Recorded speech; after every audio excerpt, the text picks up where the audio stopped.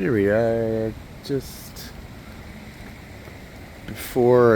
after Sullivan's Pond, checking out these ducks cruising right under the little causeway, under the road here.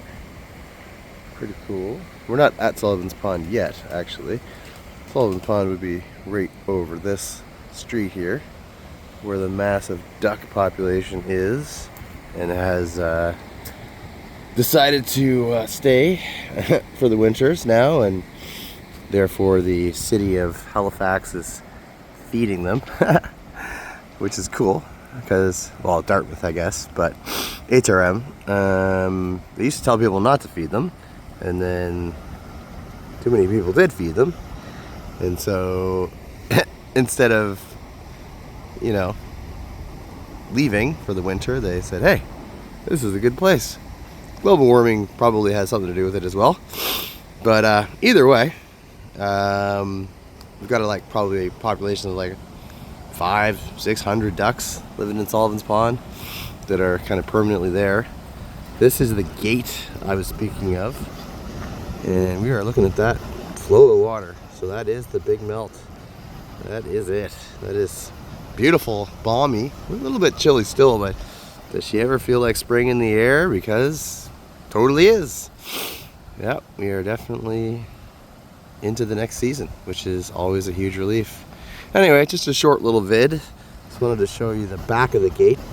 There's a bit of a, beyond this, it's like a waterway, and then another gate. And so again, like I mentioned in the last video, there's a mechanism where they flood the inner gate, the inner space, and allow the water level to rise, and that was like a bridge. And it just kind of controlled the boat's access. As I mentioned, they're kind of like a ancient portal of the older trade routes. And then if you go down this way a bit, there is like a rail connection to the water, to the ocean. But that is not in use anymore. Of course, there is a big kind of like CN rail down by Alderney where the big trains come and go often, and that is, you know, oh, there, did I just spin it around? I did. That's fair. An unappreciated mechanism that, you know, Canada utilizes big time.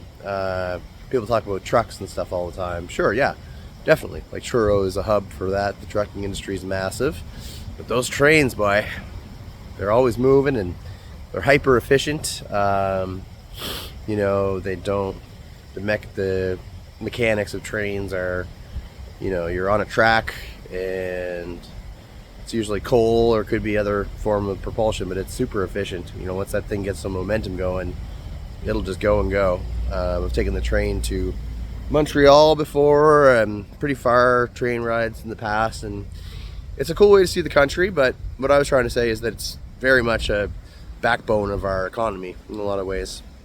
You know, the auto port being down there, all those come in by train usually, and off ships as well, but you know, they put them onto trains to go elsewhere. But who knows what they're shipping on those trains by? Yeah, who knows? As in Canadian government, who knows? Military, who knows? We are, you know, way stronger, in my humble opinion, than most understand. But that's a good thing. So let's keep us strong and enjoy the springtime, everybody. Have a great one. Peace. And light, of course. Where's the light? There it is. I had to burn your retinas, but that is a gorgeous sunny day. All right. Till the next time. See ya.